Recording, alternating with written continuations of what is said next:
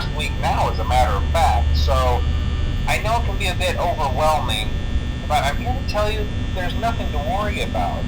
You'll be fine. So let's just focus on getting you through your first week, okay? Let's see. First, there's an introductory greeting from the company that I'm supposed to read. It's kind of a legal thing, you know. Welcome to Freddy Fazbear's Pizza, a magical place for kids and grown-ups alike, where fantasy and fun come to life. Fazbear Entertainment is not responsible for damage to property or person. Upon discovering that damage or death has occurred, a missing person report will be filed within 90 days or as soon as property and premises have been thoroughly cleaned and bleached and the carpets have been replaced. Blah, blah, blah. Now, that might sound bad, I know, but there's really nothing to worry about. The animatronic characters here do get a bit quirky at night, but do I blame them? No. If I were forced to sing those same stupid songs for 20 years and I never got a bath, I'd probably be a bit irritable at night too. So remember, these characters hold a special place in the hearts of children and we need to show them a little respect, right? Okay. So just be aware, the characters do tend to wander a bit.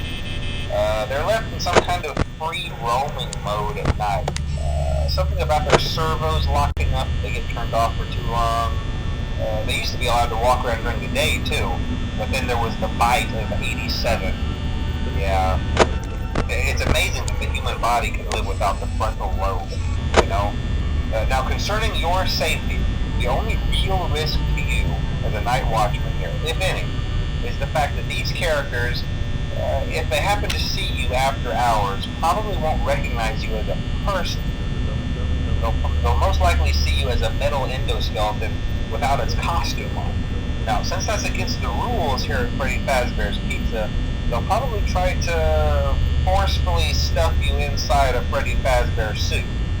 Now, that wouldn't be so bad if the suits themselves weren't filled with crossbeams, wires, and animatronic devices, especially around the facial area. So you can imagine how having your head forcibly pressed inside one of those could cause a bit of discomfort and death. The only parts of you that would like to see the light of day again would be your eyeballs and teeth when they pop out the front of the mask. Yeah, they don't tell you these things when you sign up. But hey, first day should be a breeze. I'll chat with you tomorrow.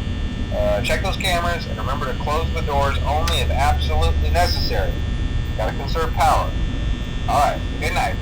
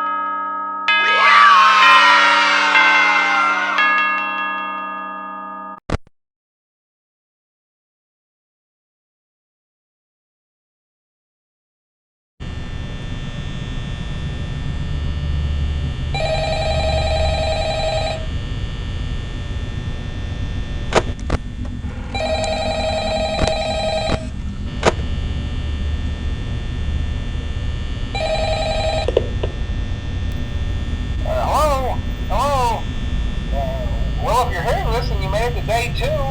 Congrats. I won't talk quite as long this time since Freddy and his friends tend to become more active as the week progresses. It might be a good idea to peek at those cameras while I talk, just to make sure everyone's in their proper place, you know. Interestingly enough, Freddy himself doesn't come off stage very often. I've heard he becomes a lot more active in the dark, though, so hey, I guess that's one more reason not to run out of power, right? I also want to emphasize the importance of using your door lights. There are blind spots in your camera views, and those blind spots happen to be right outside your doors. So if you can't find something or someone on your cameras, be sure to check the door light. You might only have a few seconds to react. Not that you would be in any danger, of course. I'm not implying that. Also, check on the curtain in Pirate Cove from time to time. The character in there seems unique in that he becomes more active if the cameras remain off for long periods of time. I guess he doesn't like being watched. I don't know. Anyway, I'm sure you have everything under control. Talk to you soon.